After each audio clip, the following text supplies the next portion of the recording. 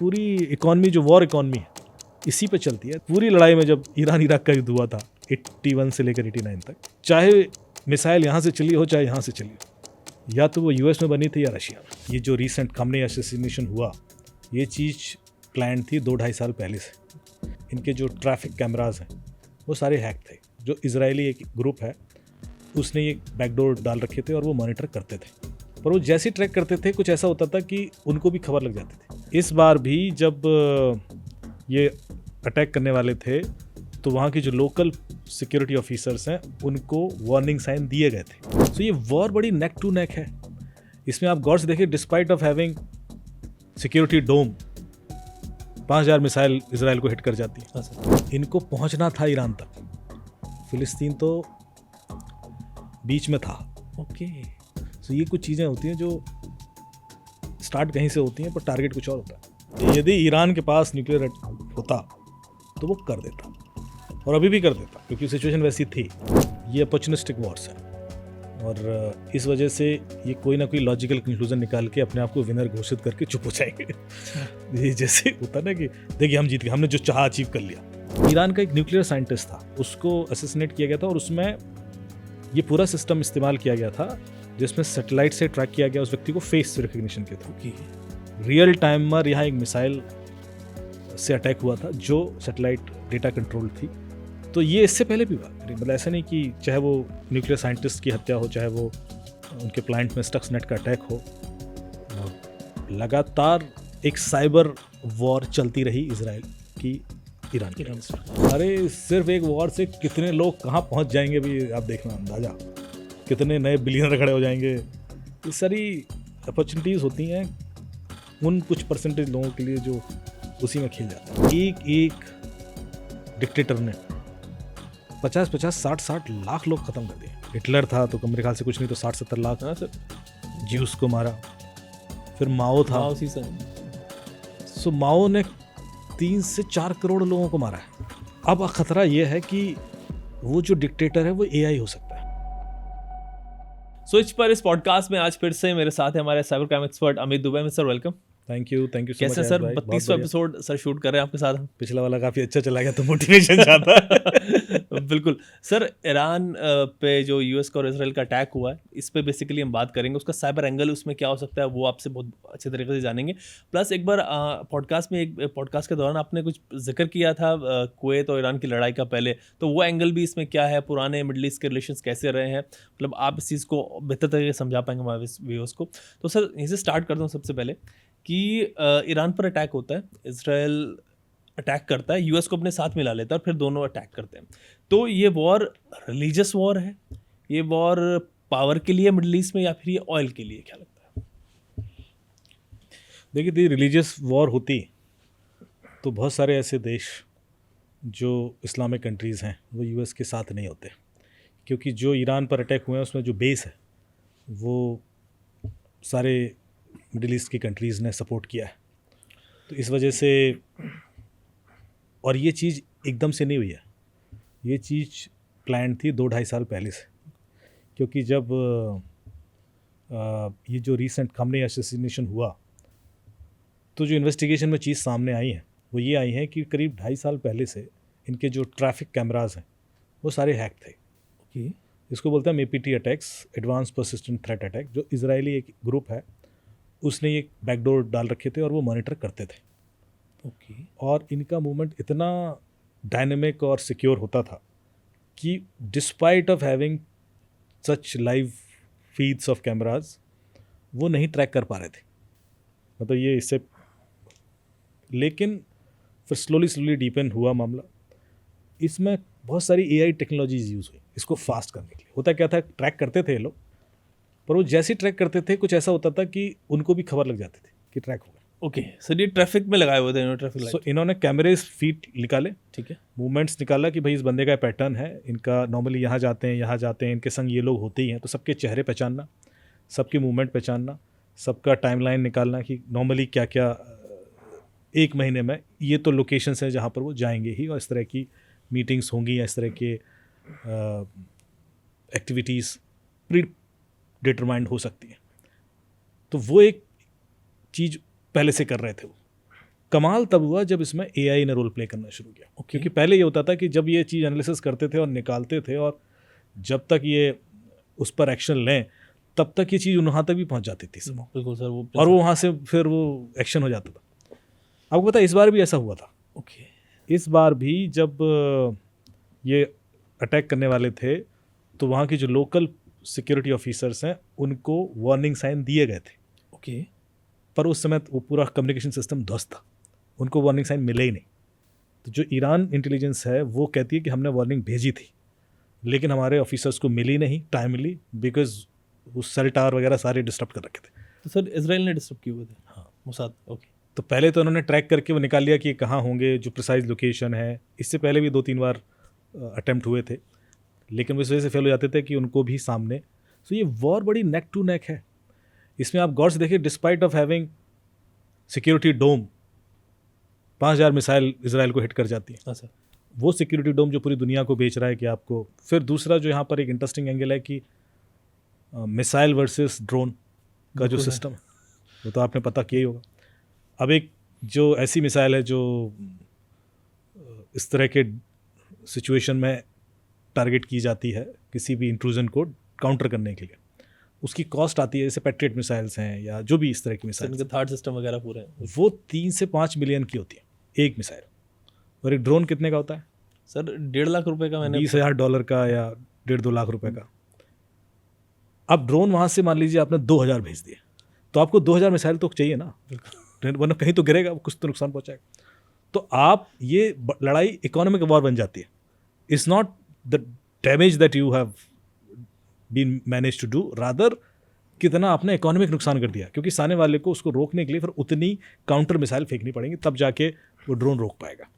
तो ये उस तरह का वॉर बन गया। और इनके पास एक अच्छा इन्वेंट्री है ड्रोन्स का ईरान के पास, जिस वजह से I think they are able to sustain to this extent. Sir जैसे आप कह रहे हैं कि इन्होंने ट्रैफिक सिग्नल्स में अपने कुछ कैमराज ये सब चीज़ फिट किए हुए थे, तो सर ये चीज़ लगती कैसे है? क्योंकि अगर मैनुअली किसी चीज़ को लगाया जाएगा तो लोग देख लेंगे, कहीं तो एटलीस्ट कोई पता कर लेगा, तो ये की चीज़ होती कैसे है? नहीं, कोई फिजिकल चीज़ नहीं लगती, ये सॉफ्टवेयर है। ओके, ये तो कंट्रोल रूम हैक किए जा रहे हैं ओके, और ट्रैफिक का जो भी डेटा कंट्रोल रूम तक पहुंचता है उस कंट्रोल रूम के सर्वर को हैक किया जाता है, ओके, तो उनको फीड मिलना शुरू हो जाता है। एंड वो इतना स्टील्थ अटैक होता है कि ऐसा नहीं है कि ईरान के अंदर सिक्योरिटी ऑपरेशन सेंटर्स नहीं, they are also monitoring regularly कि ये हैक तो नहीं है, क्योंकि ये बड़ा सेंसिटिव डेटा है। बाकी सारे जो बैंकिंग सिस्टम्स हैं या एनर्जी सेक्टर्स हैं, हर चीज़ को ये लोग 24 घंटे मॉनिटर करते हैं, पर इस तरीके से हैक करना कि वो उनकी मॉनिटरिंग में डिटेक्ट ही ना हो, ये ज़्यादा बड़ा चैलेंज है। तो APT groups were ables to do this, और वो अनाउंस नहीं करते कभी, ये एक साइलेंट होता है, ये पीछे बैकडोर पड़े होता है।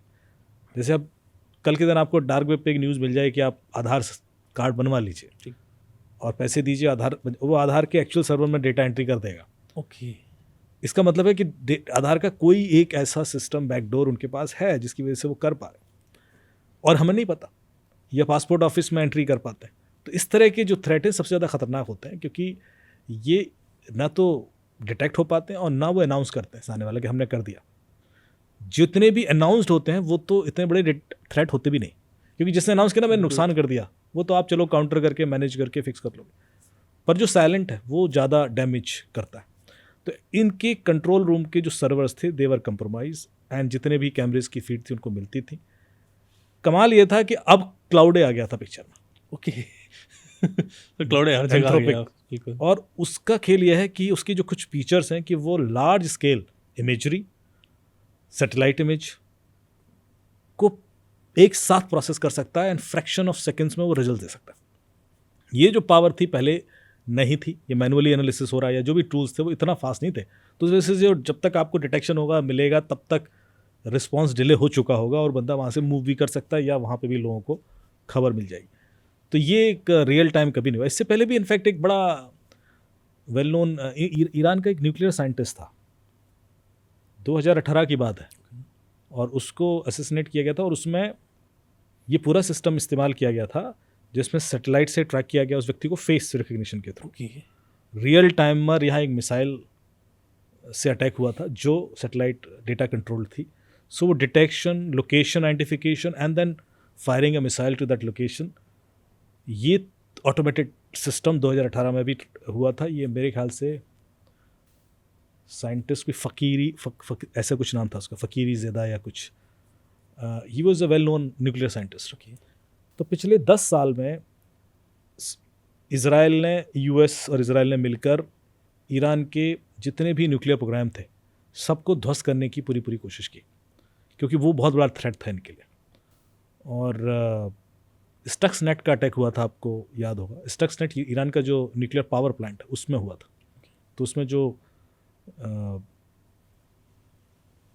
यूरेनियम है उसको, उसकी क्वालिटी को फिल्टर करने के लिए, मैंने बताया था पहले आपको कि वो गुड क्वालिटी और बैड क्वालिटी अलग होना चाहिए, क्योंकि गुड क्वालिटी ही यूज़ होता है। और कुछ ऐसे रोटर सिस्टम यूज़ होते हैं और उनको घुमाने के लिए एक सेंट्रीफ्यूगल मोटर चल रही होती है।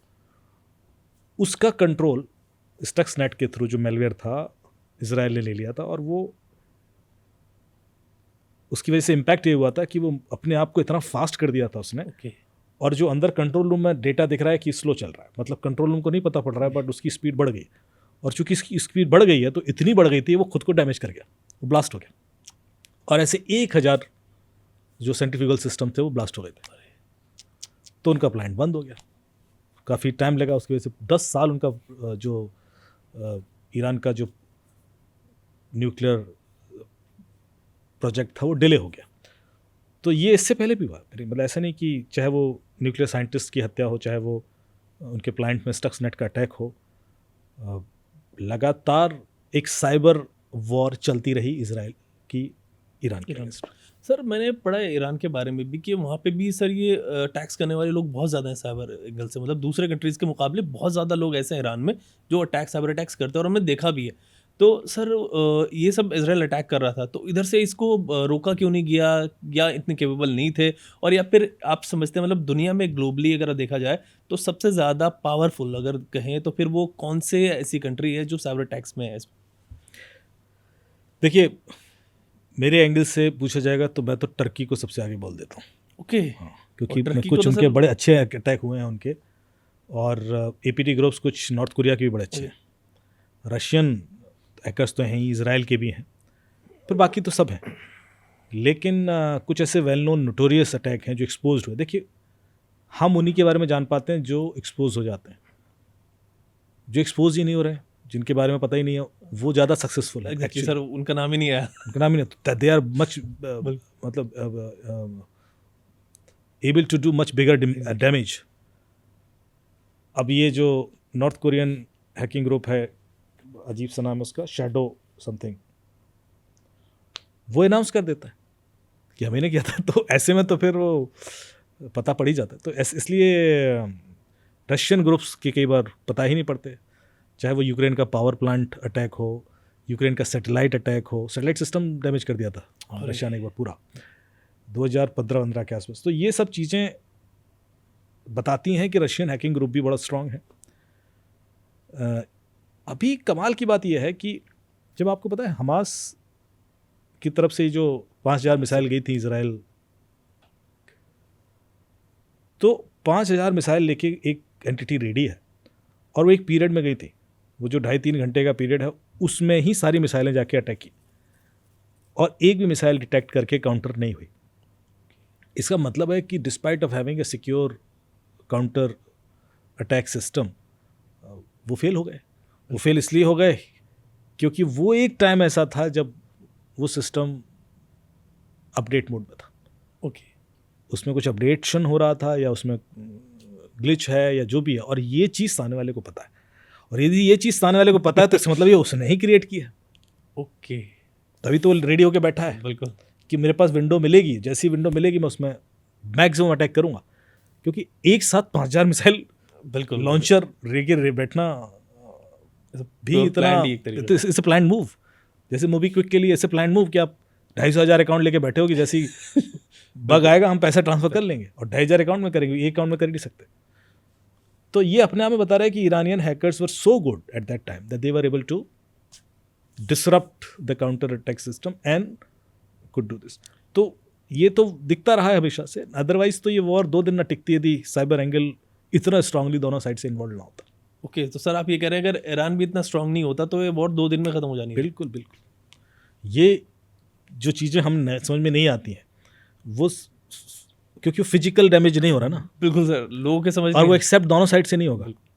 ना ईरानियन एक्सेप्ट करेंगे ना इजरायली एक्सेप्ट करेंगे कि हाँ भाई ये हो गया, डैमेज हो गया, बिकॉज उससे एक कॉन्फिडेंस लो हो जाता है वो जो आर्मी का, लड़ने वालों का, तो वो चीज़ कभी एक्सपोज नहीं होती। वो तो आएगी वॉर के भी 6-8 महीने बाद जब फिर वो रिपरकशंस किताबें आएंगे लिखी तब इकोनॉमी के डिस्ट्रप्शन से समझ में आएगा।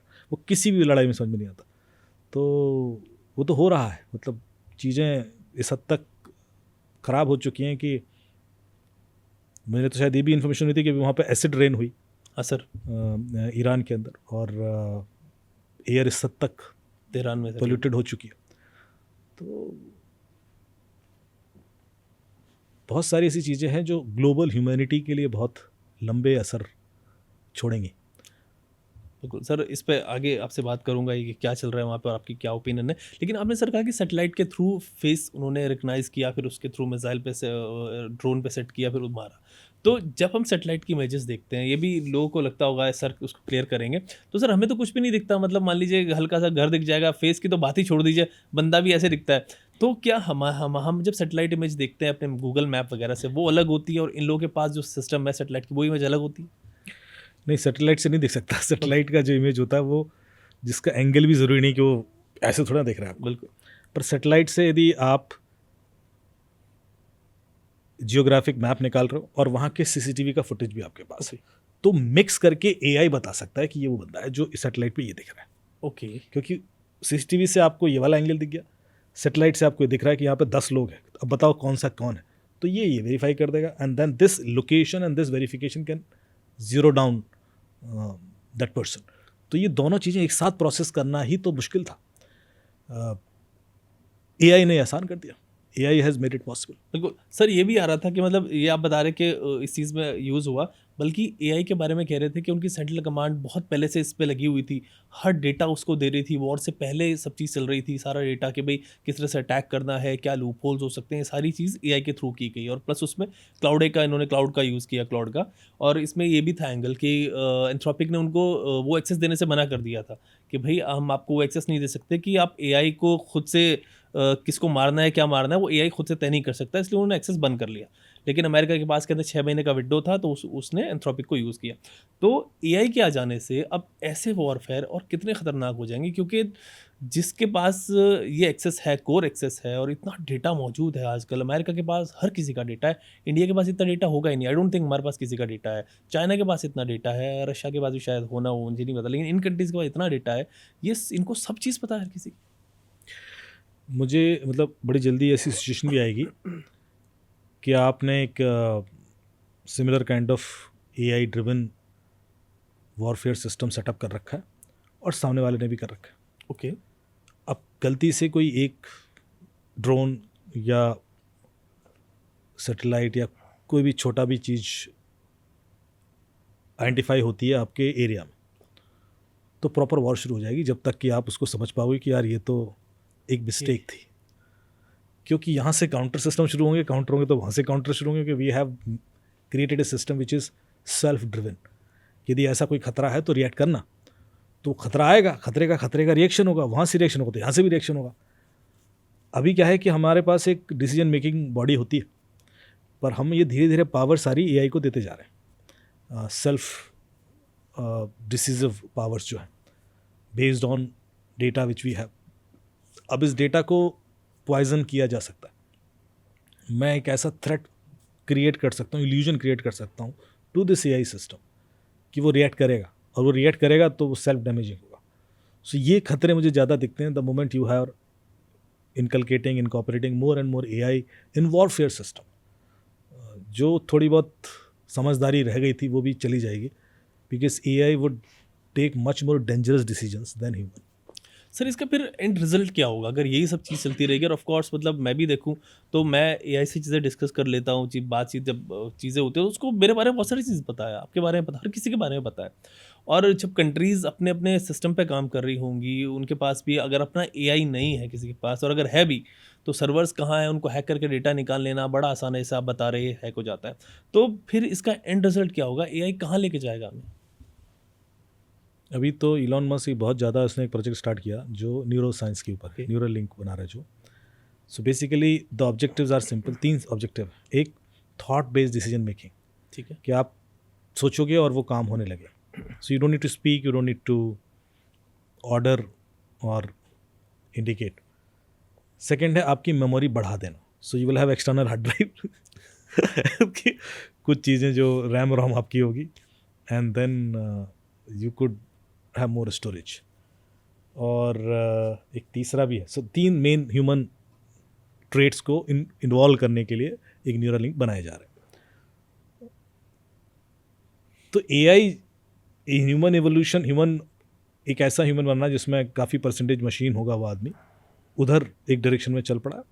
और बहुत सारे ह्यूमंस के जो ऐसे काम थे जो हम लोग करते थे, वो सारे एआई को हम छोड़ते चले जा रहे हैं। So this has turn up to a much more difficult situation, क्योंकि अभी हमारा था कि मैन वर्सेस मशीन ट्रस्ट का इशू, अभी मशीन वर्सेस मशीन ट्रस्ट का इशू आ जाएगा, क्योंकि आपके काफ़ी सारे डिसीजन ऑटोमेटेड हैं जो मशीन्स ले रही हैं, आप खुद अपना कंट्रोल बॉडी का मशीन को दे रहे हो। So it's not human versus machine, the war will be between machine and machine, और हम तो पिस जाएंगे उसमें, क्योंकि हमारे हाथ में कंट्रोल नहीं रहेगा। मैं उस सिचुएशन की बात कर रहा हूँ कि हमारे हाथ से कंट्रोल हम जितना देते जाएंगे, हम चाहें ना चाहें वो चला जाएगा, और उसके बाद हम रिग्रेट करेंगे कि अब तो हम कुछ कर नहीं पा रहे हैं, क्योंकि वो चीज़ सुपर पावर हो गई। सर कितना आर्टिफिशियल कह रहा हूँ, मतलब फिर इंसान की ज़िंदगी क्या रह जाएगी, इंसान क्या पूरी दुनिया।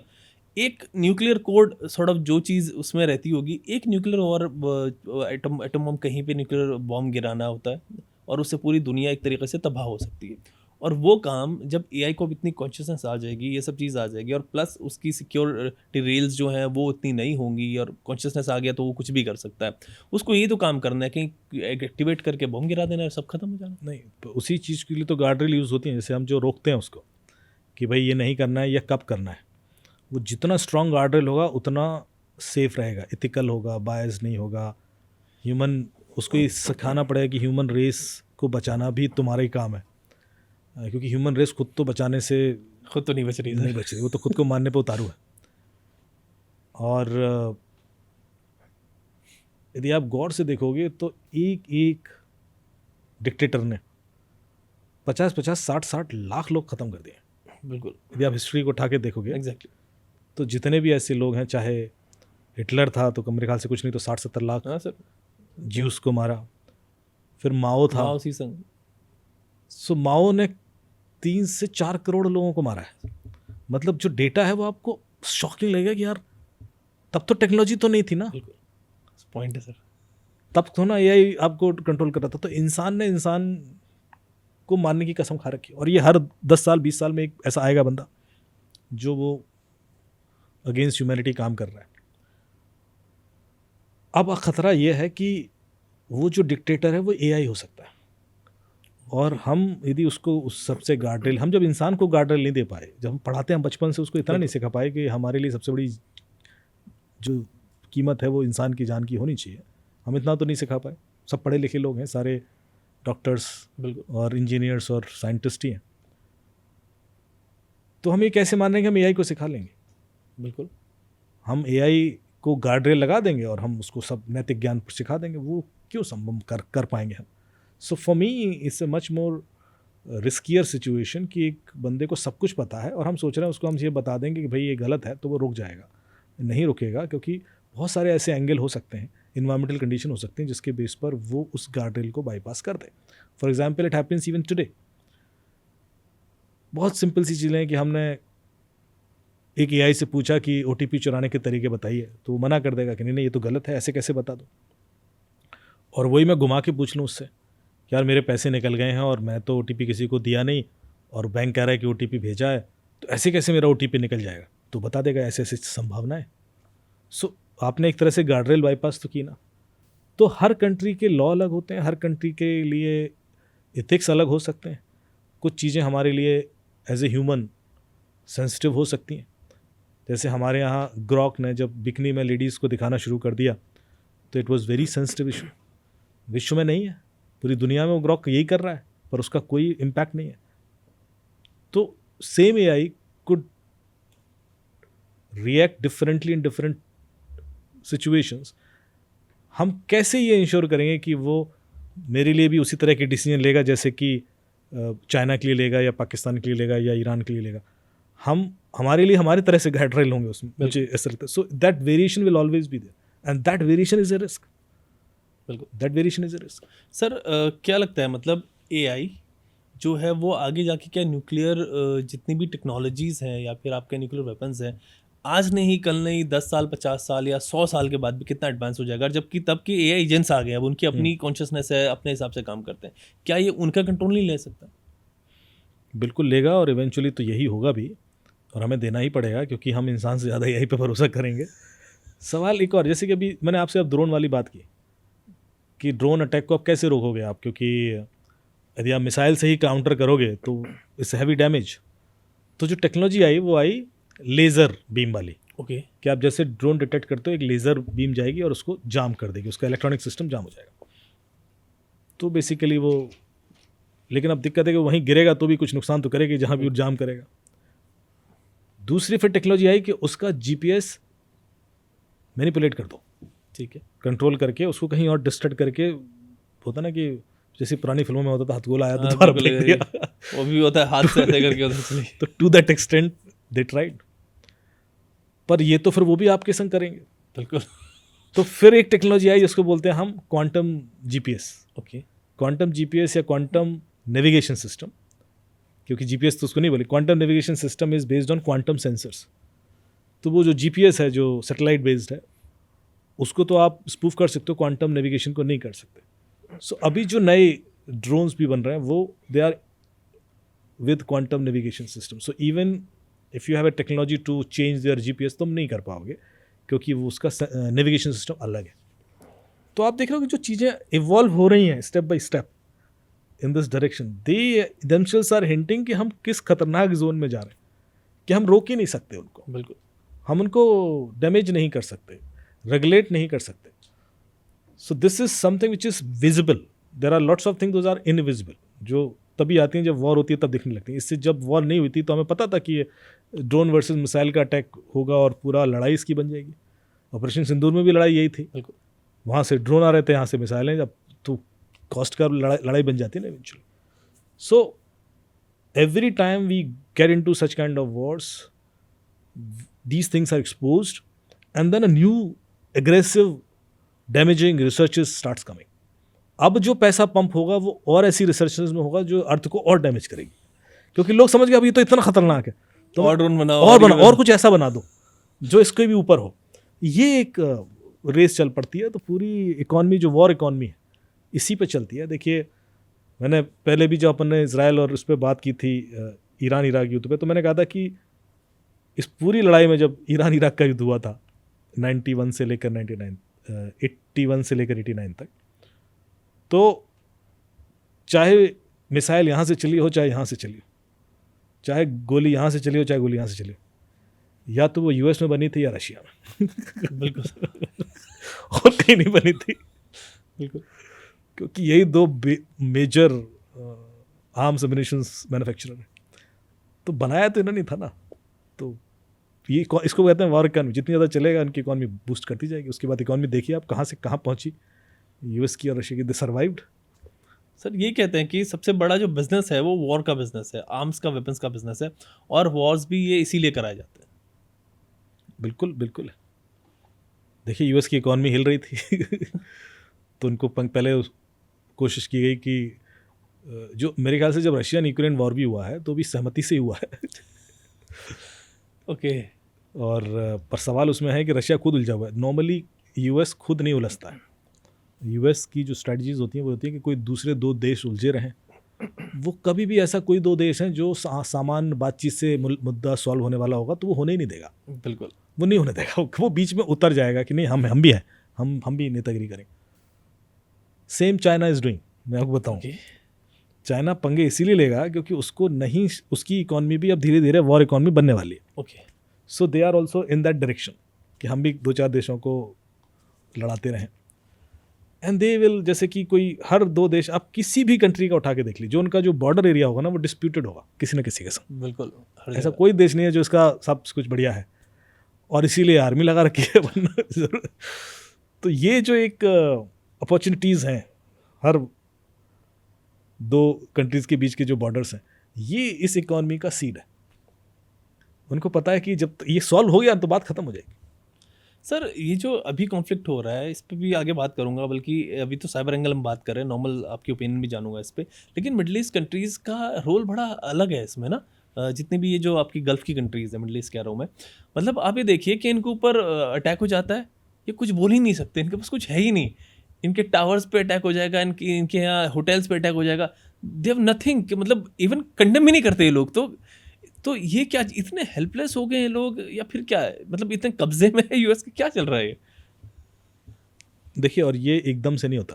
बिल्कुल। ये जो इकोनॉमिक डिपेंडेंसीज होती है ना किसी भी देश की, मिडिल ईस्ट के पास जितना ऑयल है उसका 70 से 80% रिफाइनरी बाहर है, बिल्कुल। वो खुद तो रिफाइन करके भी नहीं बेच रहे हैं, और सबसे ज़्यादा यूएस बिल्कुल के पास ही है, वो तो पता ही है दुनिया को, और वही कंट्रोल कर रहा है। जब उससे पहले ये वाली लड़ाई हुई, जो यूएस के बगल वाला कौन सा देश था, इसका प्रेसिडेंट उठाया था इन्होंने, सर वेनेजुएला। वेनेजुएला वाला। एवरीबडी नोज कि उसका कारण क्या है, कि वेनेजुएला रशिया को, चाइना को, इंडिया को डायरेक्ट तेल ना दे पाए, and one of the largest repository है उसके पास। सेम मिडिल ईस्ट के संग ये जो सारी लड़ाई है, चाहे वो पिछले 50 साल का आप देखेंगे कि मिडिल ईस्ट का जो उद्भव हुआ, जो ग्रोथ हुई, that is because of oil. Oil के पहले इकॉनमी उनकी कोई थी ही नहीं, और उसकी वजह से एक शिफ्ट, डायनेमिक शिफ्ट होना शुरू हुआ। वो शिफ्ट कंट्रोल कर लिया यूएस ने, कुछ हद तक रशिया ने किया, और दैट वाज द रीज़न। ये टाइम टू टाइम होता रहेगा। आज भी हम जो देख रहे हैं इनकी सिचुएशन है, अधिकतर देशों की तो अपनी आर्मी तक नहीं है, बिल्कुल। वो यूएस के प्रोटेक्शन पे चल रहे हैं, हम देख लेंगे। और अभी कुवैत पे हमला हुआ तो यूएस पीछे हट गया, कह रहा आप देखो मैं अपना देखता हूँ। सऊदी अरेबिया कह रहा है कि यार, हाँ, तो अब क्या देख लेंगे यार। हाँ, अरे हमारा आर्मी बेस है, तुम्हारा आर्मी बेस ही उड़ा दिया उसने। आपका जो कहते काउंटर वो सिस्टम था ना, जो मिसाइल काउंटरिंग सिस्टम था, वही उड़ा दिया। तो ब्लाइंड हो आप। अब ये कह रहे हैं हमारे पास आर्मी भी नहीं है, हम काउंटर भी नहीं कर सकते, हम करें क्या? सो कभी भी किसी देश को इस हद तक हैंडीकैप नहीं होना चाहिए। ये ग्लोबल मैसेज, ये जो डिप्लोमेटिक डिसीजन की वजह से लोग कर देते हैं ना, ये गलती इंडिया ने भी की थी एक बार, जब चाइना के ऊपर ट्रस्ट किया था और यूएन में सीट चाइना को मिली थी। So our prime minister believed कि we never had any conflict with China. बस यही तो गलती कर गए। ये सोच, कोई भी दोस्त नहीं जियोपॉलिटिकल। जियोपॉलिटिकल कोई नहीं, किसकी कहाँ इकॉनमी हिल जाएगी, और जैसी कोई गरीब होता है वो सबसे बड़ा खतरनाक दुश्मन बन जाता है। बिल्कुल। क्योंकि उसको तो फिर आपसे कोई लूट के कमाना है। So you should always have a significant contribution to your army, because जब तक आपकी बॉर्डर सुरक्षित हैं, आप सुरक्षित हैं। वरना कोई भी छपड़ा के चला जाता है, फिर आप कहते हो कि आपने ये कहा था, वो कहा था, भारत गया यूएस से, ये क्या हो गया, वो क्या हो गया। कोई यूएन कोई कभी आया आज तक किसी वॉर को रोकने? जितने ये दुनिया भर के ग्रुप बना रखे हैं, कोई नहीं आता है। किसी को फर्क नहीं पड़ता। सर इसमें एक एंगल ये भी था, मैं पढ़ रहा था कि वेनेजुएला पे जो इन्होंने वो वहाँ का प्रेसिडेंट उठाया, वहाँ पे ऑयल रिजर्व इनके जो है वेनेजुएला के, आई थिंक 20% ऑयल रिजर्व वहाँ पे भी है। और जो उनका ऑयल है वो बहुत थिक है, वो कुछ उसका अलग केमिकल कुछ समथिंग अलग है, हाँ। बहुत थिक है, वो इतना ईजी नहीं है, रिफाइन नहीं है। और ऐसा है कि जो ईरान का ऑयल है, इसमें से कुछ ऐसी चीज़, इसमें से कुछ ऐसा ऑयल निकलता है थोड़ा बहुत कि उसमें मिल के वो रिफाइन होता है। तो कहते कि यार ये भी वजह थी ईरान पे अटैक करने की, अभी चाहिए था ईरान क्योंकि वेनेजुएला में ये कर दिया था, तो इसलिए इन्होंने यहाँ पे अटैक किया।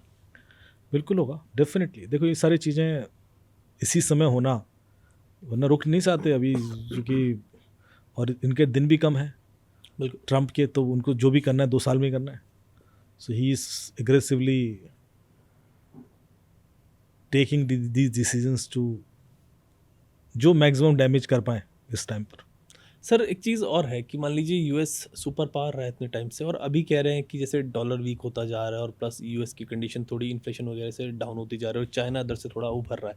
कह रहे हैं कि भाई अभी जो वर्ल्ड पावर होगा वो चाइना होगा, तो चाइना के लिए कितना ईजी है ये सुपर पावर बनना, और यूएस जो है क्या वो ख़त्म हो जाएगा? मतलब एज अ सुपर पावर हम यूएस का एंड देख रहे हैं, आखिरी चीज़ देख रहे हैं अभी। वो इसलिए चाइना का कहा जा रहा है क्योंकि चाइना प्रत्यक्ष रूप से किसी वॉर में है ही नहीं।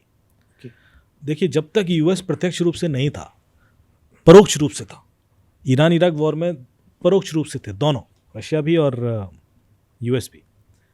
लेकिन तो उनकी अपनी इकॉनमी तो ग्रो कर रही होगी, तो वो आम बेच, अभी खुद लड़ेगा तो खुद का डैमेज है, खुद के वॉरहेड जा रहे हैं, तो खुद के शिप्स जा रहे हैं, और वो बैलेंसिंग एक्ट हो जाता है कुछ हद तक। चाइना क्या है, पीछे से कर रहा है सारा खेल। तो इस सारी लड़ाई का जो फ़ायदा है वो चाइना को जा रहा है। चाइना की इकॉनमी तेज़ी से बढ़ रही है। China will Sarpass very soon US. China के जो इन्वेस्टमेंट है वो इनोवेशन में, रिसर्च में इतने ज़्यादा हैं कि यूएस से कई गुना ज़्यादा क्वांटम में चाइना इन्वेस्ट कर रखा है। एआई में सर बहुत ज़्यादा, एआई में सबसे ज़्यादा इन्वेस्ट कर रखा है। एआई की जो अभी टूल्स या टेक्नोलॉजीज चाइना बना के दे रहा है वो यूएस से कई गुना अच्छे हैं। सो आप ये अपने आप में देख रहे हो कि चाइना को कोई रोक नहीं सकता, वो उस रेस पे चल पड़ा है। And they are not dependent also too much on war economy. बाकी देश जो ऐसे हैं वो अपने आप को उतना तेज़ी से चेंज नहीं कर पाए। US should have done it actually, क्योंकि आपका अभी भी यूएस का जो जीडीपी का एक बड़ा हिस्सा वॉर इकॉनमी, मतलब उस पर है, आर्म्स अम्युनिशंस पे है, वॉर हेड्स बेच रहा है। सो फ्रांस है, ये सारे देश इसी चीज़ में। चाइना उस मामले में बैलेंस्ड, तो इस वजह से China will become quite ahead than US and Russia very soon. वो अब नहीं रोक पाएंगे, और ये लड़ाई यदि 2-4 महीने और चलेगी तो आप सीधे देखोगे जीडीपी पे असर दिखने लगेगा चाइना की। फाइन सर, एक चीज़ और है कि मतलब यूएस तो मतलब इनका एंटी रहा है, चाइना और रशिया जो है वो ईरान के साथ में एक तरीके से सपोर्ट कर रहे हैं, लेकिन खुल के कभी सामने अभी भी नहीं आ रहे खुल के सामने। पीछे से कह रहे हैं कि जहाँ पे रडार है उसके कोऑर्डिनेट्स दे रहे हैं, बेसिस के पूरे हर चीज़ वो उनको दे रहे हैं, मैप से रिलेटेड, सैटेलाइट इमेजेस से रिलेटेड। तो ये सामने अभी खुल के नहीं आ रहे, और ये भी कह रहे हैं कि ये अटैक जो है बेसिकली ये बैक में जो लड़ाई चल रही है वो चाइना से यूएस लड़ रहा है, क्योंकि कहते हैं कि जो चाइना के पास ऑयल आ रहा है, तेल आ रहा है, वो उसका जो 20% है, 15 से 20% वो आता है ईरान से, और कुछ आता है सऊदी अरेबिया से, कुछ आता है आपका नाइजीरिया से, कुछ कतर कुवैत से आता है। और उसमें ये है कि ये जो सारे कंट्रीज़ है, कुवैत, बहरीन, सऊदी अरेबिया और आपका इवन नाइजीरिया भी, कि ये तो अमेरिका की पॉकेट में है, कि जब अमेरिका चाहेगा इनको बोल देगा मत दो ऑयल, वो ऑयल देना बंद कर देंगे। बचा कौन? ईरान और रशिया से भी आता है, और 2 ये कंट्री बचे।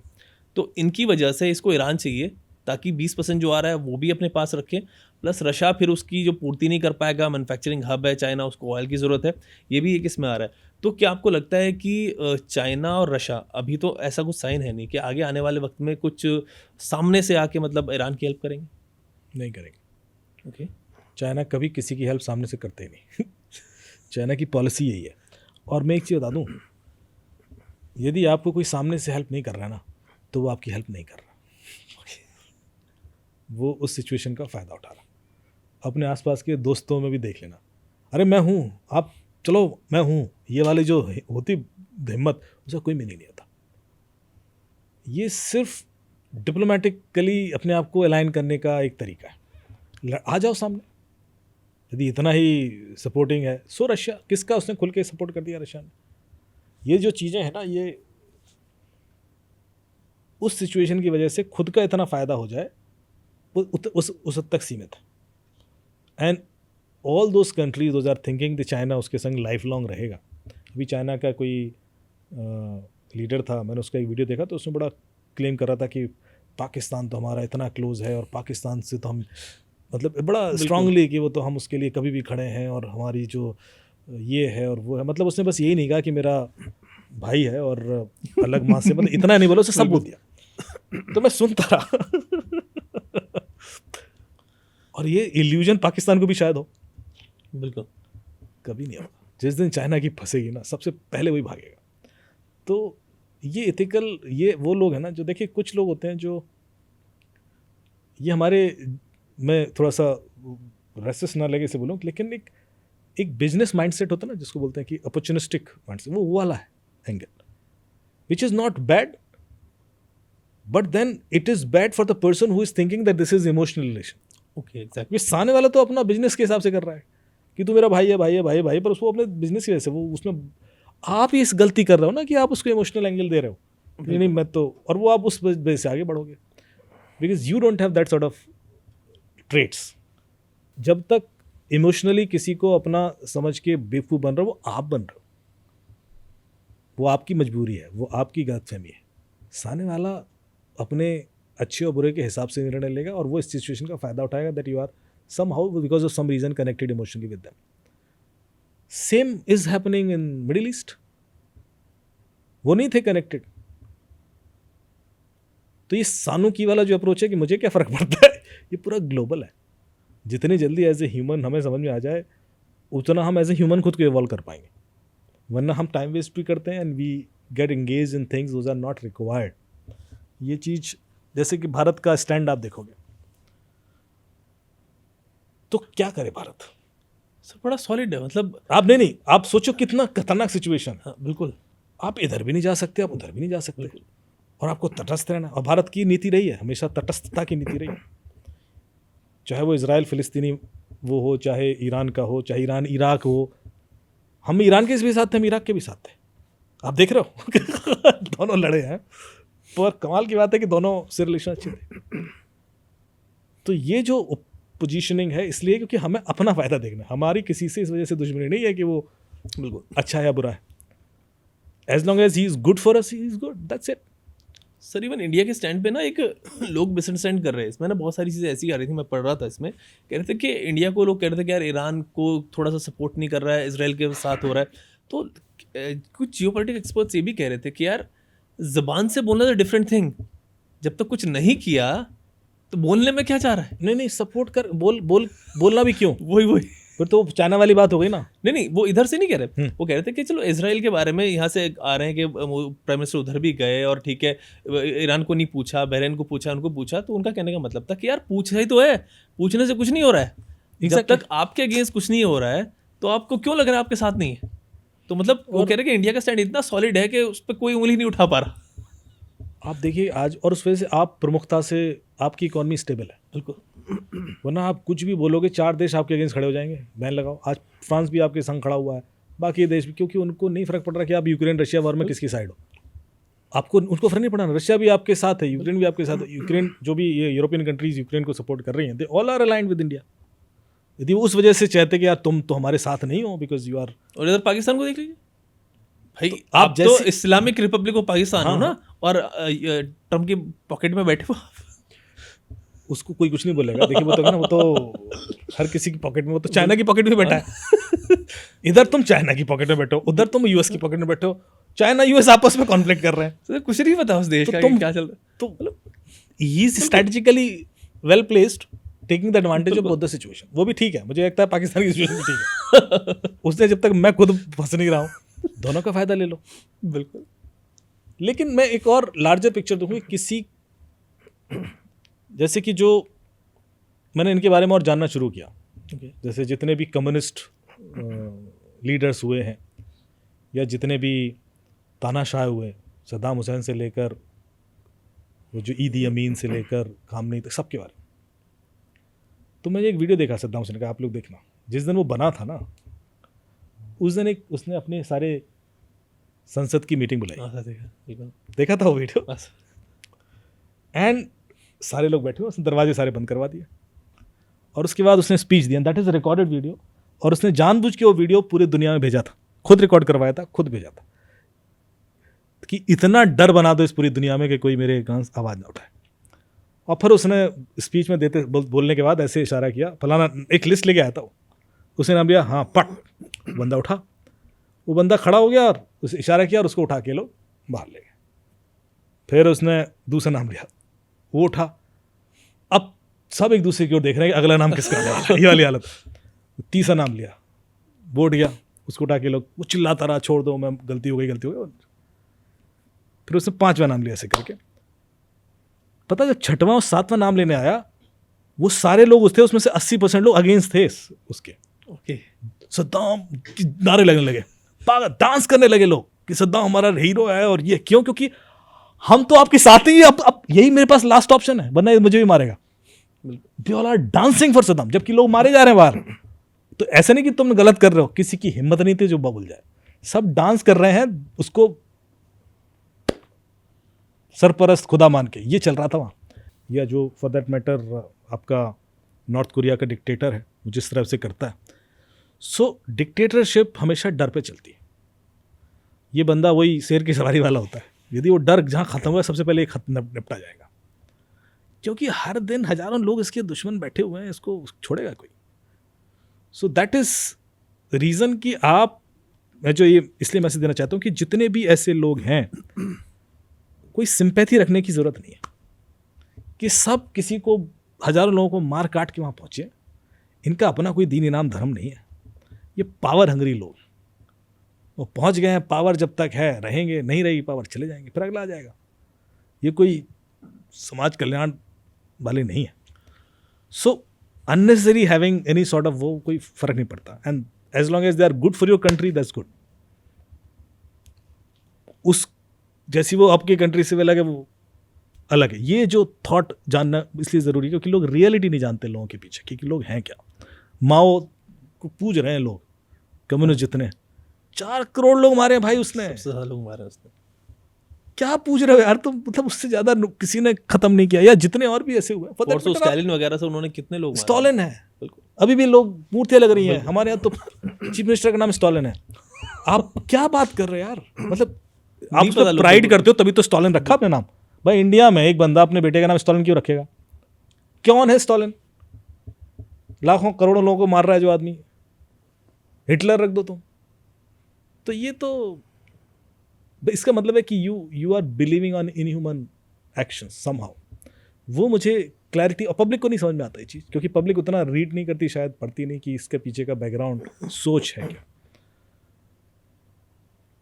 आई थिंक वो एक क्लैरिटी रहेगी तो हम शायद एक बैलेंस सोसाइटी की ओर जा पाएंगे, अदरवाइज निर्णय बहुत इमोशनली रॉन्ग हो जाते हैं। सर ये जो अभी वॉर चल रहा है मिडल ईस्ट में, पूरा वेस्ट एशिया में आपका, ये क्या लग रहा है कि जैसे ट्रम्प यहाँ पे आया था तो उसका बोलना था कि हम 1-2 हफ्ते में उड़ा देंगे सबको, यहाँ पे रिजीम चेंज कर देंगे। रिजीम चेंज तो लग नहीं रहा है हो रही, ईरान फाइट कर रहा है, आप कह रहे हैं कि वो और फाइट कर सकता है। तो क्या लग रहा है कि ये हफ्ते भर का गेम है, महीनों का गेम है, या फिर इवन साल भी चल सकता है? क्योंकि ईरान की हिस्ट्री अलग है बिल्कुल, मतलब मिडल ईस्ट की जो दूसरे कंट्री है उससे अलग ईरान है। साल तो नहीं चलेगा, ये तो तय है, क्योंकि देखिए ये लोग जो यूएस है या जो भी इज़राइल है, ये खुद भी नहीं चाहते कि वॉर साल तक चले। ये अपॉर्चुनिस्टिक वॉर्स हैं, और इस वजह से ये कोई ना कोई लॉजिकल कंक्लूजन निकाल के अपने आप को विनर घोषित करके चुप हो जाएंगे। ये जैसे होता ना कि देखिए हम जीत गए, हमने जो चाहा अचीव कर लिया। So that ways it will be closed, it will be close very soon. I think 7 से 10 दिन के अंदर ये लोग कुछ ना कुछ करने वाले हैं कि शांत हो जाओ, क्योंकि अब इनको इम्पैक्ट होना शुरू हो गया। ये कुछ चीज़ें हैं सो दिखाने के लिए ज़्यादा होती हैं, जो डैमेज है वो तो बिना दिखाए भी हो सकता है। बिल्कुल, जो मैं कह रहा हूँ ना कि ज़रूरी तो ना कि वॉर करोगे तभी डैमेज करोगे। So the purpose is not to just damage, the purpose was to show the power also, तो कि बाकी लोग थ्रेटेंड रहे। ये एक था जो उनका हो गया। उसकी वजह से जो इकोनॉमिक डिस्टर्बेंसेज आएंगी ग्लोबली, उसका बेनिफिट उनको मिलेगा, क्योंकि वो जो पावर का केंद्रीकरण है वो होगा, और देश यूएस से अलाइंड होंगे, और डिपेंडेंसी यूएस पे बढ़ेगी, वो सारी चीज़ें होंगी। क्या सर इसमें ये भी मैटर करेगा कि अगर ये थोड़ा सा इस तरह से लंबा खिंचता है, अगर मतलब यूएस आप कह रहे हैं क्लोज करके भाग जाएगा, लेकिन अगर थोड़ा क्लोज नहीं करा उन्होंने, थोड़ा चला, तो उसमें ये भी एंगल आता है कि दूसरे गल्फ कंट्रीज जितने भी हैं वो तो मतलब उनके पास कोई हिस्ट्री नहीं है, उनकी रिच हिस्ट्री नहीं है उनके पास। वो कहते हैं कि मेज़ पे लाइन खींच के ब्रिटिश एम्पायर ने ये बना दिए थे, लेकिन कहते हैं कि ईरान की जो हिस्ट्री है वो बहुत पुरानी, कहते 5000-6000 साल पुरानी। साइरस ने जब इसको यहाँ पे एम्पायर खड़ा किया था तब की है, इतनी पुरानी पर्शियन हिस्ट्री। तो इस वजह से भी इनके पास एक बैकग्राउंड है, मतलब इनके अंदर दिमाग में है कि यार हमारी इतनी रिच हिस्ट्री है, ये सब चीज़ें, तो इसकी वजह से भी थोड़े फाइट कर रहे हैं। आई डोंट थिंक सो। हिस्ट्री तो सबकी ख़त्म हो गई। ईरान को खुद अपनी हिस्ट्री याद नहीं है। ईरान को अपनी हिस्ट्री याद ही नहीं है। यदि याद होता तो अभी ईरान की हालत ऐसी नहीं होती।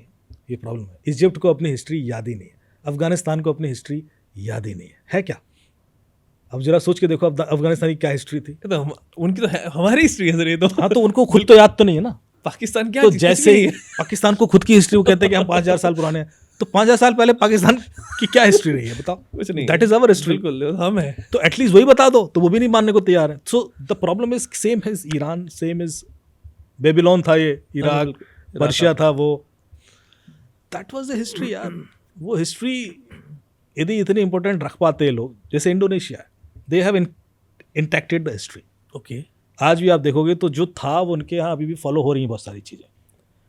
तो हिस्टोरिकल चीज़ें नहीं बदली उनकी, रिलीजन बदल गया, पर हिस्ट्री है वो अभी भी। उनके पुराने राजाओं के नाम वाम तोड़ फोड़ नहीं मचाई उन्होंने इतनी।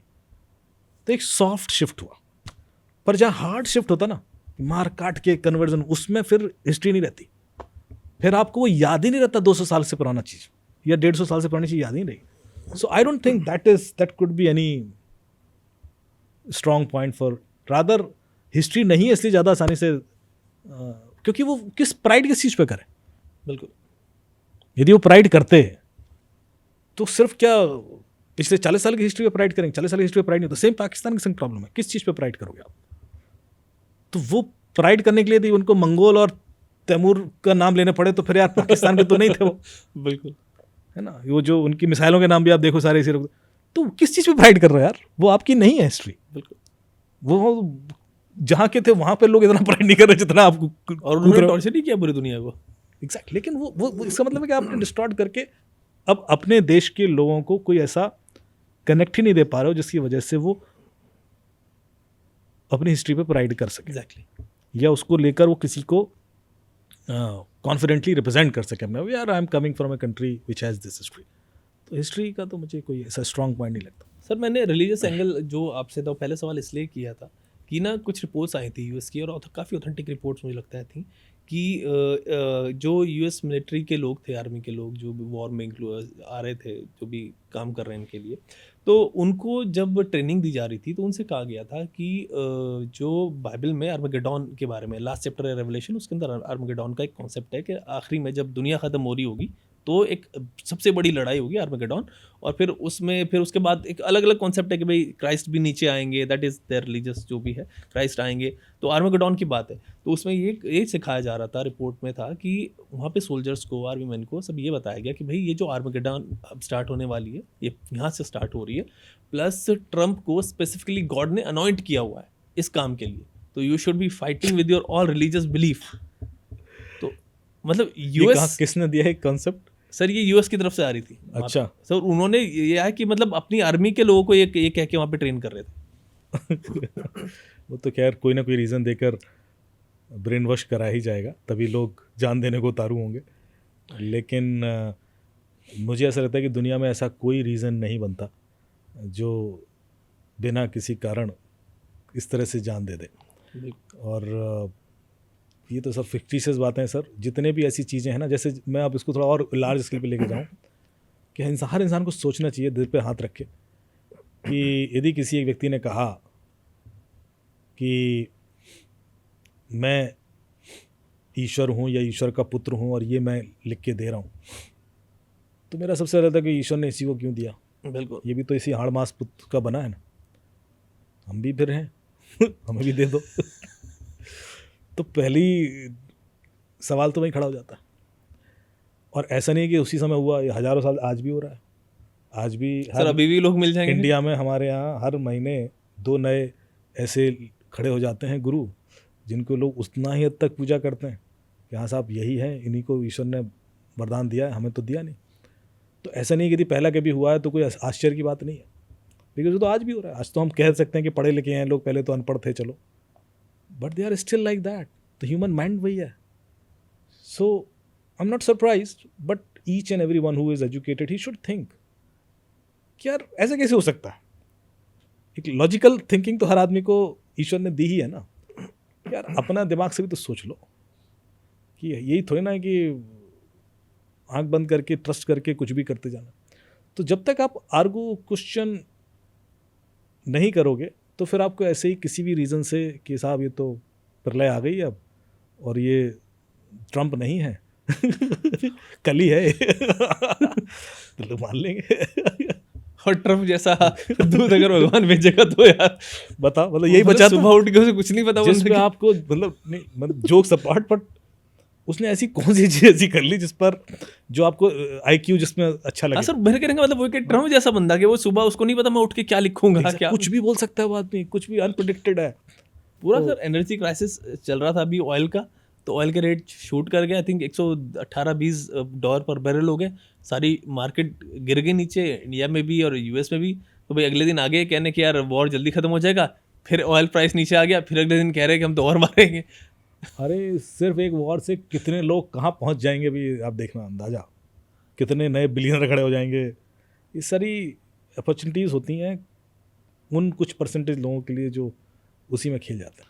सर एक चीज़ और आई, आपने कहा बिलियनर बन जाएंगे, मेरे मतलब ये क्वेश्चन था नहीं मेरे जहन में, लेकिन ये बात थी और आप उसको शायद सही आंसर करेंगे।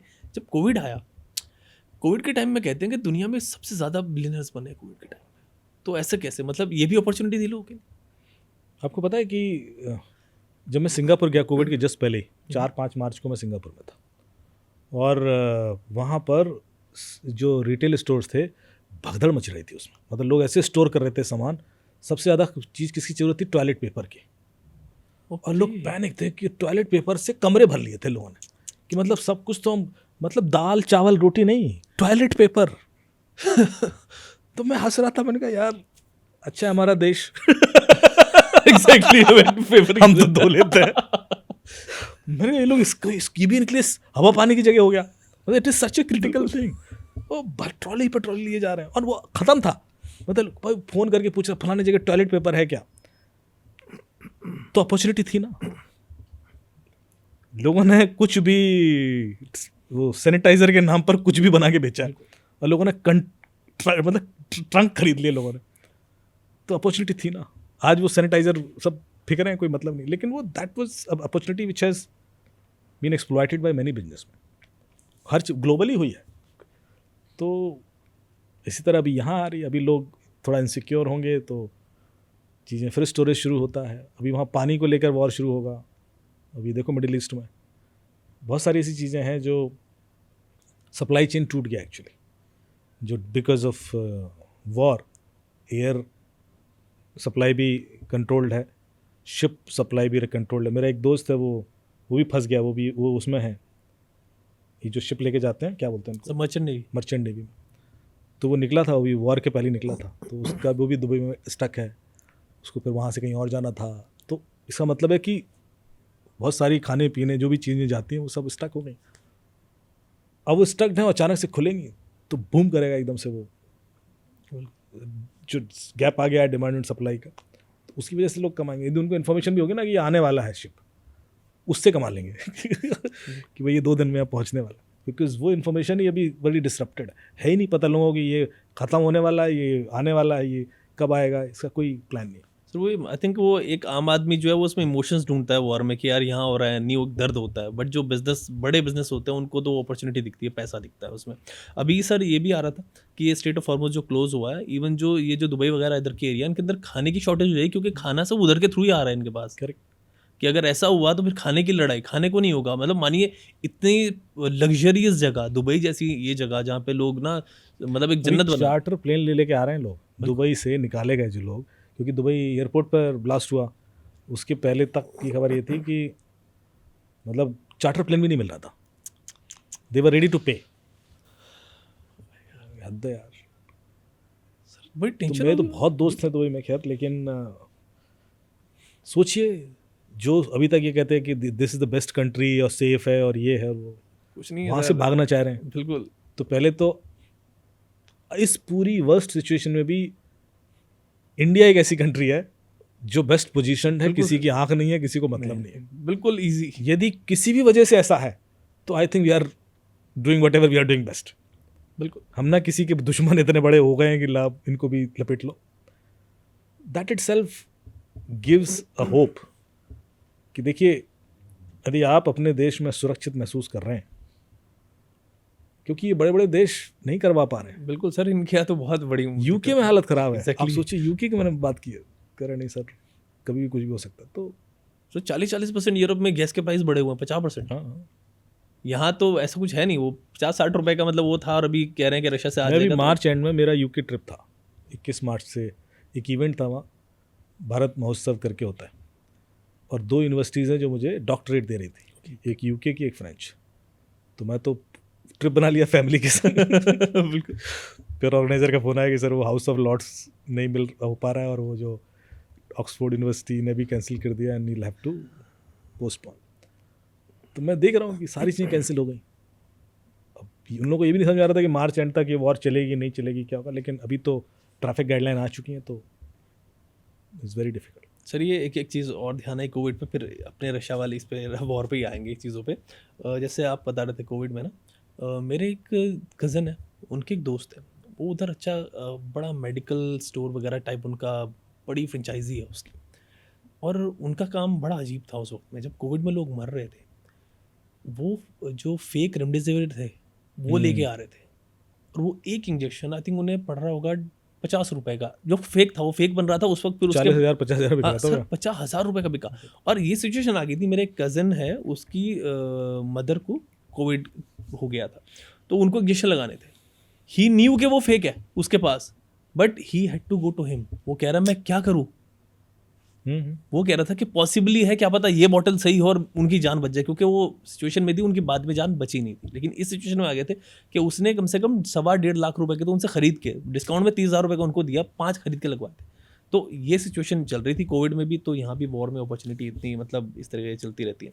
सर एक चीज़ और, एक सिचुएशन हाइपोथेटिकल ले लेते हैं कि मान लीजिए वॉर आगे बढ़ जाता है, अब तो कह रहे खत्म हो जाएगा, लेकिन अगर ये बढ़ जाता है तो, और क्या वर्ल्ड वॉर 3 भी जैसे बात चल रही है वो यहाँ पे स्टार्ट हो सकता है इस चीज़ को लेकर? नहीं होगा वर्ल्ड वॉर 3 इसलिए नहीं होगा क्योंकि ये सारे देश बहुत स्मार्ट है, ये बेवकूफ़ देश नहीं है। ये वैसी वाली वॉर नहीं है जो जो आपने बोला, तो ये रिलीजन वाली वॉर है ही नहीं। यदि होती तो चलते, तो फैनेटिक होते हैं, ख़त्म कर दो, मार दो, छोड़ेंगे नहीं, वो वाली सिचुएशन नहीं है। इनको सिर्फ एडवांटेज लेना है वॉर का, वो लेके चुप हो जाएंगे। ये बहुत स्मार्ट है। ये जो रशियन यूक्रेन वॉर भी है, ये भी इकोनॉमी की वॉर है, ये भी। और जो पीछे जो भी प्रोमिनेंट अभी पिछले साल तो काफ़ी वॉर में निकला है। द पॉइंट इज,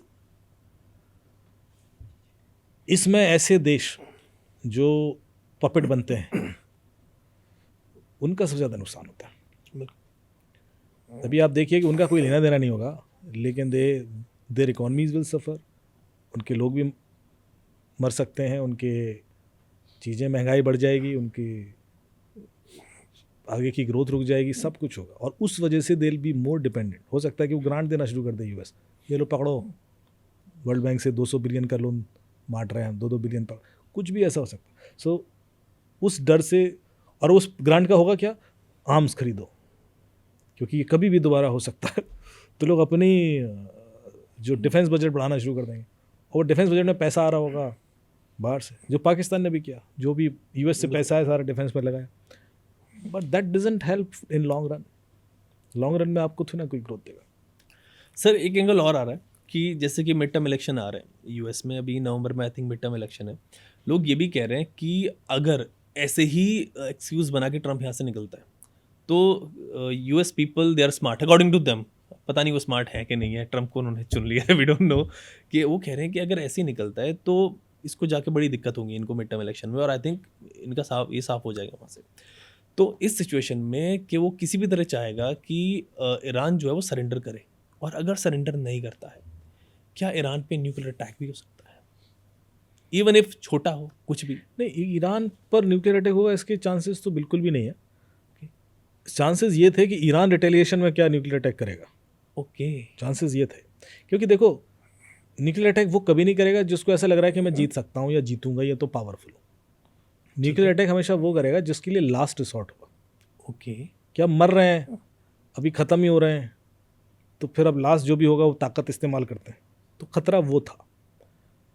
ये दे विल नेवर, वो इसलिए नहीं करेंगे क्योंकि यदि करेंगे ना तो फिर जो डिप्लोमेटिक चेंजेस आ जाएंगे वर्ल्ड वाइज, वो फिर कंट्रोल नहीं कर पाएगा यूएस। वो एक करके देख चुका है, अब वो गलती दोबारा नहीं दोहराएगा। उससे अचीव भी कुछ नहीं होगा। फिजिकल मारने से ज़्यादा ज़रूरी है इकोनॉमिकली मार देना किसी देश को। ओके, क्योंकि आप लोगों को मार के, या वियतनाम में कर चुके हो ना, यू वोंट अचीव मच। आप स्ट्रैटेजिकली ऐसा करो कि वो इकोनॉमिकली वीक हो जाए। वो टेम्परेरी इसलिए मजबूरन वॉर ही एक टैक्टिक्स बचती है बिकॉज ऑफ बिकॉज उनकी इकॉनमी उस पर डिपेंडेंट है, मुझे ऐसा लगता है। लेकिन अदरवाइज बहुत सारे देश हैं जो दूसरे तरीक़ों से भी इकोनॉमिक वॉर लड़ते हैं, जहाँ पर नुकसान होते हैं दूसरे देशों के, कंट्रोल आता है। जैसे चाइना इकोनॉमिक वॉर लड़ता है बिना लड़े। अभी अफ्रीकन कंट्रीज़ में ऑलमोस्ट 70% कंट्रीज़ का कंट्रोल चाइना लेके बैठा होगा, क्योंकि उसने इतना पैसा पंप कर रखा है। ग्रांट्स देता है वो, नेपाल को भी दिया था, बांग्लादेश को भी दिया है। तो वो वाली वॉर लड़ता है, इनको देते रहो और डिपेंडेंट रखो। वो सीधे लड़ने के दवा के वाला नहीं रखता। लेकिन यूएस का स्ट्रेटजी अलग है, रशिया की स्ट्रेटजी अलग है। सर आपको क्या लगता है कि ईरान के पास ये कह रहे थे कि वो न्यूक्लियर बम बनाने के काफ़ी करीब है, और अभी आ रहा था कि उसके पास जो एनरिच्ड यूरेनियम है वो 11 वॉरहेड या फिर 11 atomic bomb, I don't know warhead या फिर बॉम्ब, इन दो में से एक, कि वो बना सकता है, अभी भी बता रहे थे। तो क्या न्यूक्लियर वेपन बनाने के इतने करीब था ईरान, या फिर ये इनका एक मतलब एक ऐसे ही प्रोपेगेंडा सॉर्ट ऑफ था ईरान पे अटैक करने के लिए? दूसरा सवाल ये कि अगर वो न्यूक्लियर बॉम्ब बना लेता ईरान, तो क्या वो इन पे डाल सकता था, अटैक कर सकता था? जितना मैं ईरान को समझ पाया वो डालता। न्यूक्लियर अटैक करता है वो अभी है नहीं उसके पास, वरना वो करता। वो वैसे वाले डिप्लोमेटिक सिचुएशन वाले लोग नहीं है, दे आर स्ट्रेट फॉरवर्ड। मतलब वो मुझे जो जिनकी स्ट्रेटजी लगती है, डिप्लोमेटिक वाले होते तो वॉर में बचते रहते। यदि ईरान के पास न्यूक्लियर होता तो वो कर देता, और अभी भी कर देता, क्योंकि सिचुएशन वैसी थी। बड़ी बात ये नहीं कि ईरान के पास नहीं है, बड़ी बात है कि ईरान के सारे दोस्तों के पास है। बिल्कुल। फिर भी नहीं कर पा रहा, इसका मतलब वो दोस्त नहीं है, दे दो। तो ये कहने की बातें होती हैं। देखिए, आप किस चीज़ का इंतज़ार कर रहे हैं, यदि पर बनाया किस लिए था बम, ये वाली बात होती है। तो इसका मतलब नहीं है। और ये इससे पहले भी जब इराक पर भी यूएस ने अटैक्स किए, किस वजह से किए थे कि भाई केमिकल वेपन्स। बिल्कुल। उस समय भी, उसमें तो बहुत पुरानी बात है, आजकल तो जनरेशन को भी नहीं पता होगा। तो मैं अपने कॉलेज स्कूल में से डिस्कशन चल रहा था, तो स्कूल में था, तो हम स्कूल के टाइम पे इतने अवेयर थे, न्यूज़पेपर में जाता, मैं कहता इसके पास नहीं है। तो देखिए, मैंने कहा अब तो फेंक ही देता वो, यदि होता तो। बिल्कुल। यदि होता तो नहीं करता रिटेलिएट। तो इसलिए ये तो डे वन से क्लियर था कि नहीं है, क्योंकि आप उसको कॉर्नर किए जाओगे बाद में मार ही दोगे, और कोई वो नहीं मिला। इसी तरह से न्यूक्लियर का है, यदि होता तो कर देता।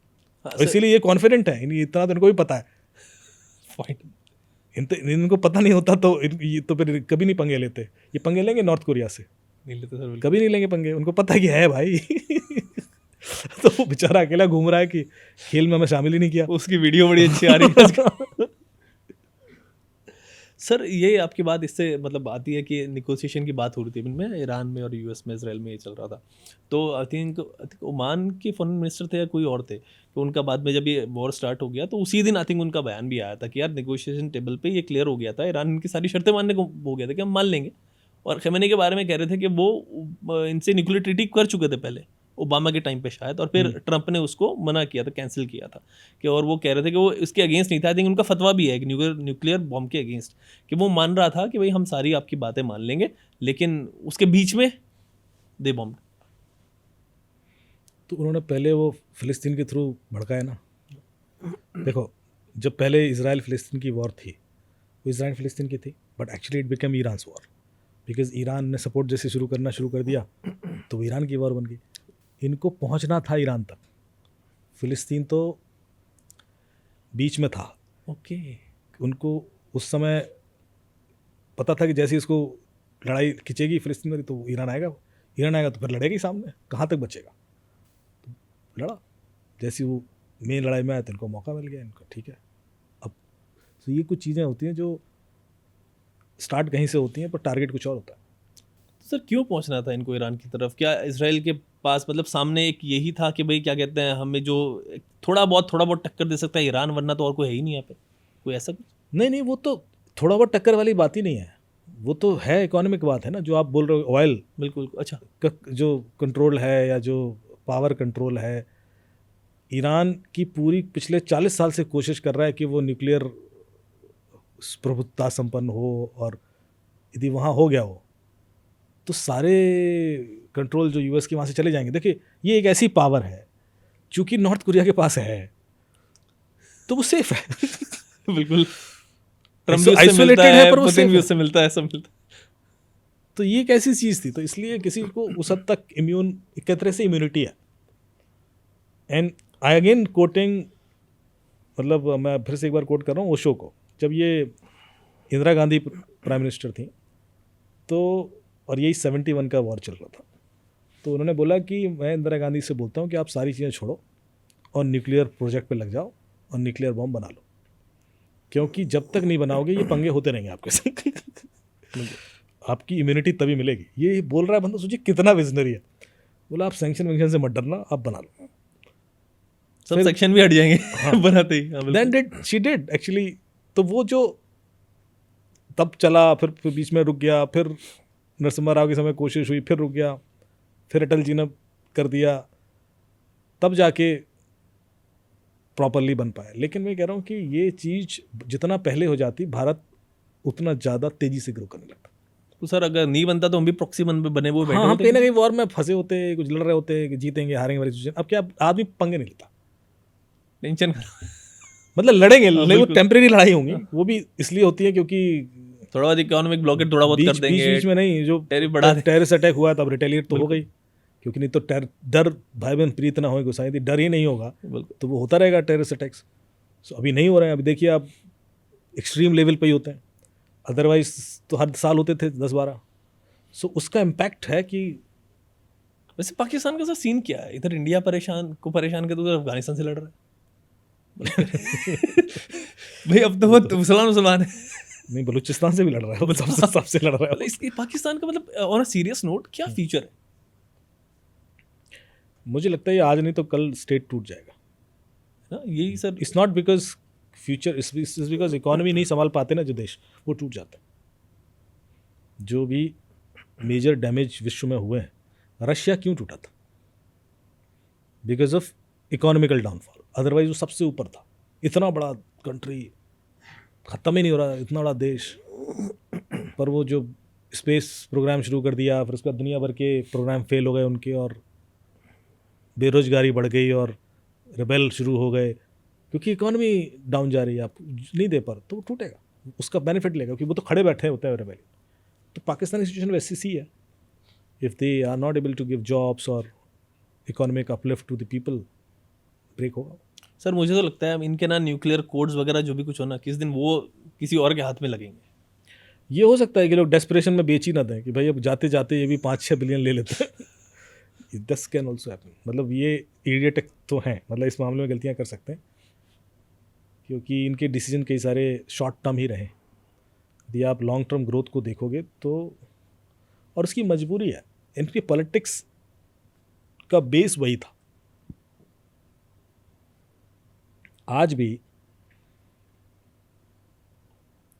यदि किसी को चुनाव जीतना है और वो ये बोले कि यार मैं ना, देखिए मैंने ये डेवलपमेंट कर दिया, वो डेवलपमेंट कर दिया, तो वो नहीं जीत सकता। ओके। ये पूरी दुनिया की प्रॉब्लम है, ये इंडिया की प्रॉब्लम नहीं, पूरी दुनिया की है। यूके में भी जब इलेक्शन होते हैं, जब वो तो डेवलप्ड है, वहाँ पे और क्या डेवलप कर दोगे तुम? तो भी इस तरह के इश्यूज से कि भाई ये सफाई करा देंगे, वो करा देंगे, इससे ज़्यादा कुछ और ही मुद्दे होते हैं जिनको लेकर लोग चुनाव जीतते हैं। तो उस वजह से डेवलपमेंट सेकंड या थर्ड प्रायोरिटी पे चला जाता है। पाकिस्तान में डे वन से यही था, तो डेवलपमेंट कभी प्रायोरिटी बना ही नहीं। सो देयर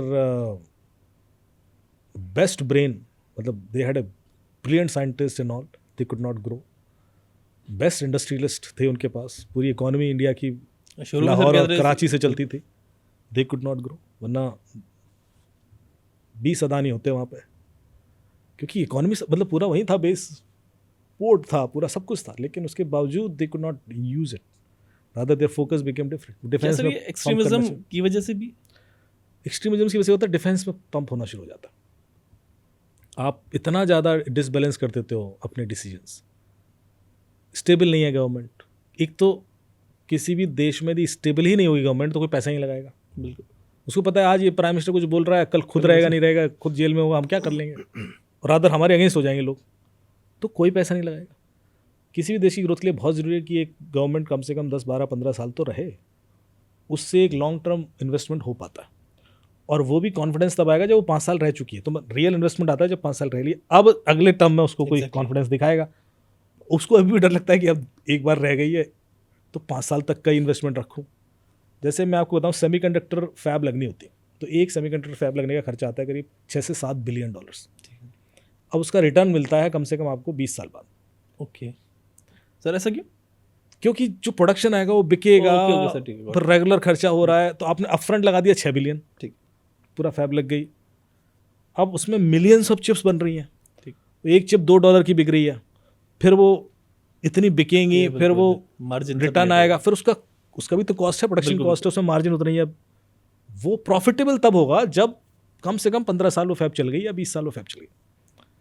अब आज आपके देश में कोई फैब क्यों लगाए यदि उसको ये नहीं पता कि 20 साल यही गाइडलाइन रहेगी, 20 साल में कुछ भी और हो गया तो डरते हैं। तो सबसे ज़्यादा फैब कहाँ है? चाइना में या फिर यूरोप में।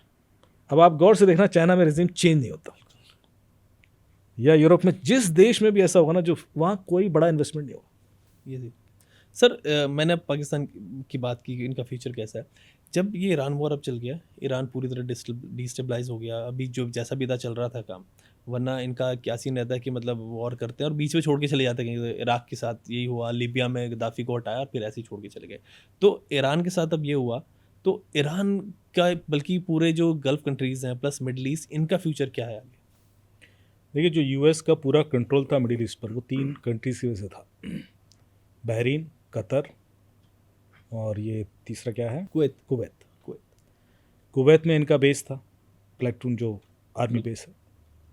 बहरीन में इनकी लार्जेस्ट नेवी है, मतलब जो मिडिल ईस्ट में largest, I think 5th largest. Qatar में भी इनका मेजर बेस है। तो इन्हीं तीन देशों के जो खुद के रिलेशन ईरान से बुरे नहीं थे। कमाल की बात है, मतलब ईरान को कोई रीज़न नहीं बनता इन पे अटैक करने का या कुछ। यदि इन 3 देशों पे अटैक हो रहा है तो वो यूएस की वजह से हो रहा है, क्योंकि यूएस इनके थ्रू पावर, अपनी इन्फ्लुएंस क्रिएट करता था। अब यहाँ पर एक बड़ा इंटरेस्टिंग फैक्टर है कि एक हॉर्मुज स्ट्रेट है, जो पतली सी एक खाड़ी है। इराक का, कुवैत का, या जितना भी मिडिल ईस्ट का ग्लोबल 25% जो ऑयल है वो वहीं से शिप होता है। मतलब कि यदि वो खाड़ी बंद हो जाती है तो आपका सीधा 1/4 ऑयल इम्पैक्ट कर रहा है ग्लोबली। वो अभी बंद है बिकॉज ऑफ दिस वॉर। तो डेफिनेटली तेल की कीमतें बढ़ेंगी। फिर क्या होगा, because of this war investment शुरू हो जाएगा मिडिल ईस्ट कंट्रीज द्वारा to purchase that air dome systems, क्योंकि उनको लग रहा है तो कोई भी ड्रोन आके उड़ा जाएगा, जैसे कि दुबई में जो हालत हुई है। बिल्कुल। हाउ टू गिव, भले ही आगे वॉर हो ना हो, लेकिन how to give confidence to the public. उनको तो लग रहा है जब इतना पास आके लोग तो नहीं आएंगे, वरना से दुबई में बिल्कुल लोग नहीं आएंगे। तो उस कॉन्फिडेंस को बनाने के लिए अब इतना इन्वेस्टमेंट होगा कि जो इजराइल का जो सिस्टम है, जो डिफेंस सिस्टम है, वो अब हर कंट्री के पास होगा। जो लोग नहीं चाह रहे थे हमारे पास कुछ ना हो, अब उनको ही बेचा जाएगा, क्योंकि उन्होंने ड्रोन फेंक के सबको डरा दिया। उन्होंने इतना सुलगाया ईरान को कि उन्होंने सब देशों पे मचा दिया। उस वजह से सारे कांप गए। ये कभी भी किसी वजह से भी होता है तो वी शुड गिव कॉन्फिडेंस, क्योंकि इकॉनमी सेटल कर जाती है। अब दुबई से लोग भाग रहे हैं, सीधा डैमेज आ रहा है इकॉनमी में। लोग, रियल एस्टेट गिर जाएगा दुबई का भी, सीधे देखो। तो ऐसे वाले जो इम्पैक्ट हैं, जो संभालने में सालों लगते हैं। दुबई को दुबई बनने में 25 साल लगे, लेकिन ख़त्म भी वो एक दिन में हो सकता है। सो ये एक टर्मोइल टाइप का आएगा, और बिकॉज ऑफ ऑयल बाकी चीज़ें की कीमतें भी बढ़ती हैं। देखिए, जितना भी ट्रांसपोर्ट है आज की डेट में भी बिल्कुल ऑयल डिपेंडेंट ही है बहुत ज़्यादा। तो बाकी खाने पीने जो भी सप्लाई चेन है वो डिसरप्ट तो हुई है, और सारे कंट्रीज़ में बढ़ेंगी। तो ये एक है। फिर जो इससे भी ज़्यादा बड़ी चीज़ है कि साइबर स्पियोनाज एक्टिविटीज़ बढ़ जाएंगी आगे। People want to know more proactively. सबने अभी क्लाउड का इम्पैक्ट देख लिया, तो एआई पर डिसरप्शन शुरू हो जाएगा। ये सब होगा। ये तो हो गई इकोनॉमिक चीज़ें। अब तीसरा होता है इंटर रिलेशनशिप, क्योंकि जैसे मैंने आपसे कहा कि ईरान का खुद का कोई डायरेक्ट कॉन्फ्लिक्ट ऐसा सच नहीं था, लेकिन वो यूएस की वजह से हैं। तो क्या ये कंट्रीज़ आगे डिसीजन ले पाएंगी कि हम यूएस को बेस दें या यूएस को बेस देने के लिए एक्सप्लॉइट करें. दे में charge heavy money, they may exploit us for that, take advantage, जैसे पाकिस्तान करता रहा है. पाकिस्तान बेस देता है तो पैसा लेता है. तो वो इनकी वो एक फ्रैक्चरल इकोनॉमी का पार्ट है. मतलब एक वैसी पैसा जो बिना कुछ किए मिल रहा है कि हम आपको ज़मीन दे रहे हैं, आप पैसा दो हमें. कुछ ऐसे कंट्रीज़ हैं जो इस चीज़ पर भी सर्वाइव करते हैं, और यदि ये बढ़ाते हैं तो यूएस दूसरी कंट्रीज़ पर फोकस करेगा कि हम वहाँ बेस बनाते हैं, या यूएई में बेस बन सकता है या कहीं और बेस बन सकता है. दे में ऑल्सो एक्सप्लोर दैट पॉसिबिलिटीज. सो जो जियोपॉलिटिकल सिचुएशन है बहुत चेंज होगी इस वॉर की वजह से. एंड मेजर जो चीज़ है जो इंडिया के लिए मेरे ख्याल से इम्पैक्ट कर सकती है वो ये, क्योंकि इंडियन पॉलिटिकल सिचुएशन जैसे मैंने कहा तटस्थ रही है. अभी because of this pressure, economic pressure, वो यूएस अलाइंड हुई, और उस वजह से कुछ ऐसे देश हैं जो भारत के संग उस तरह के कॉन्फिडेंस में नहीं रहेंगे आगे. मेरे ख्याल से लॉन्ग टर्म पर वो इम्पैक्ट पड़ सकता है. और सर आखिरी क्वेश्चन मेरा ये रहेगा कि एक थ्योरी ये भी आ रही है, लोग ये कह रहे हैं कि यूएस और इजराइल के साथ क्या होता है कि पहले लोग इनके क्लोज होते हैं, फिर बाद में उनके साथ ये दिक्कत करते हैं. कह रहे ईरान को इन्होंने हटाया, पहले जैसे सद्दाम को इन्होंने हटाया था, सद्दाम इनका बिल्कुल अलाई था एक तरीके से. शुरू में बीच में ईरान को भी इन्होंने बहुत फंड किया, तो अब लेकिन उसको फिर ख़त्म कर दे रहे हैं लोग. तो अब इंडिया अगर इनके क्लोज है, कह रहे हैं कि इंडिया भी इनका नेक्स्ट टारगेट हो सकता है आगे. क्या ऐसा इंडिया हमेशा टारगेट रहा है. इंडिया कब टारगेट नहीं रहा? इंडिया देखो जो भी थोड़ा बहुत इकोनॉमिकली इंप्रूव करेगा, India is also one of them, तो वो हमेशा इनका टारगेट रहता है. उसमें इंडिया में तो और आसान इस वजह से भी है क्योंकि India is such a diverse country कि आप इतने सारे इश्यूज क्रिएट कर सकते हो. And that's why we are always vulnerable. Social media के थ्रू कॉन्फ्लिक्ट क्रिएट करा देना, चाहे जॉब्स को लेकर युवाओं में कोई कन्फ्यूजन क्रिएट कर देना, basically to topple the stable government. This is the target of any such country which is in direct competition with you. वो तो होगा. पर मुझे ऐसा लगता है कि इंडिया की कुछ जेनेटिक स्ट्रेंथ है. मतलब कोशिशें तो हज़ार होती ही हैं लेकिन वो सक्सेसफुल नहीं होंगी. I am confident. वो इकबाल वाला जो शेर आता है ना, क्या बात है, कुछ बात है हस्ती मिटती नहीं हमारी, गो की रहा है सदियों रहा है दुश्मन, दोहरे जहां दोहरे हमारा, जहां. थोड़ा थिंग्स. तो वो तो रहेगा. और वो मतलब आई एम नॉट सरप्राइज यदि वो वैसा कोशिश भी कर रहे हैं. वो क्यों नहीं करेंगे? करेंगे, क्योंकि वो तो चाइना भी करेगा, वो तो ये भी करेंगे कि भाई ये जितना थोड़ा अनस्टेबल रहेंगे उतना हमारे लिए बेनिफिट है.